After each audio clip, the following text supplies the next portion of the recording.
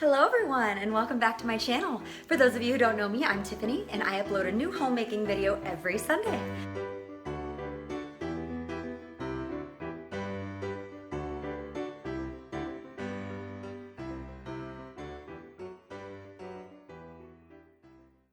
Today we are going to be making crispy chicken, but I'm gonna be honest with you, I have been on a keto diet since the beginning of January. And I go to this anytime I kind of want to get my eating under control and stop eating sugar and maybe trim down a little bit because I'm not feeling great about myself. So that's what I'm going to be showing you how to do today. To make this recipe, you are going to want to acquire a few things. First of all, you need chicken, duh, obviously. And I like chicken thighs and as many as you need to feed your fam. Almond flour. Sea salt. You won't use all of this, by the way. Italian seasoning. Eggs. Avocado oil. This is awesome because it has a high smoke point, but you can use olive oil too if you need to. Parmesan cheese. And pork rinds. They're so good. I like to cook this dinner along with a side of, it's like riced cauliflower and broccoli, and it has cheese and cream mixed into it. It's so good.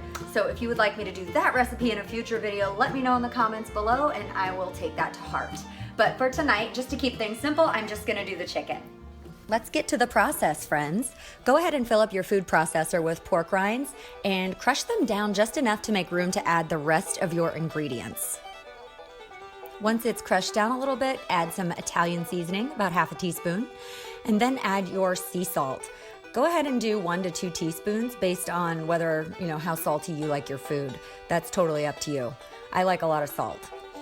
Then add some Parmesan cheese, about 3/4 of a cup if you're doing shredded, and I would do about half a cup if you're doing grated.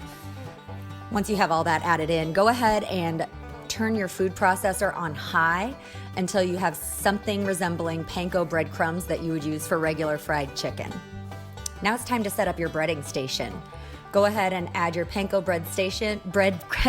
your pork panko to one bowl, add about 3 eggs to another, and beat them up mercilessly until they're all beaten. Once you have done that, go ahead and add your almond flour to the middle bowl and you have your station set up. I like to have this station set up on the counter right next to the skillet. So once I have the breading done, I can just add the chicken to the skillet.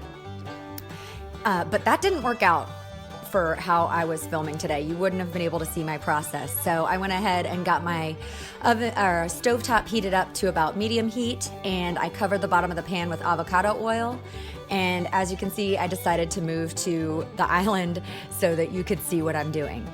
Now, the gist of breading this chicken is egg, almond flour, back to the egg, and back to the pork panko in order to get it all the way coated.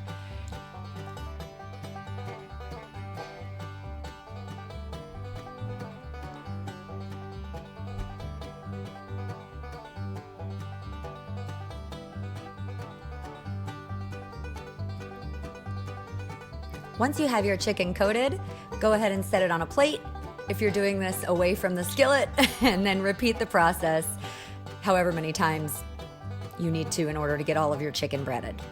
Then head over to the stove and add your chicken to the hot avocado oil or olive oil, depending on what you're using. It takes about 4 minutes on each side, so while you're waiting, you can either stand there and watch it, or you can go ahead and clean up your kitchen just a little bit to make it easier after you get done eating, so you can relax and enjoy the rest of your evening. My friends, look. Thank God I still have 3 pieces left. We're still gonna be okay for my for dinner tonight. Now, when it's time to flip this chicken over, be very gentle. And I think it's the same way for regular fried chicken as well. Just exercise a lot of caution and take care to be easy on it so you don't lose your breading. Wait about 4 minutes and then your chicken should be close to done.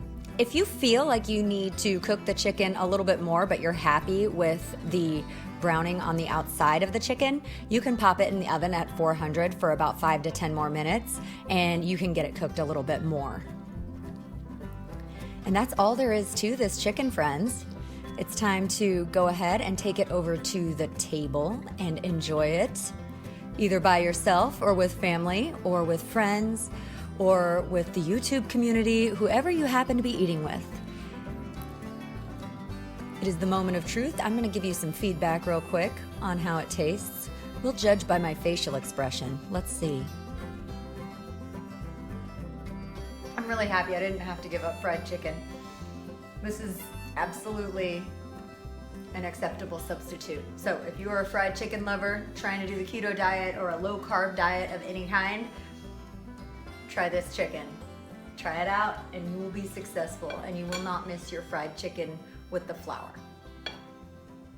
Thank you all so much for watching this video. I hope you enjoyed it. Give it a like if you did, and go ahead and subscribe to my channel if you'd like to see more homemaking content. I hope you have a wonderful day, friends, and I will catch you in the next video.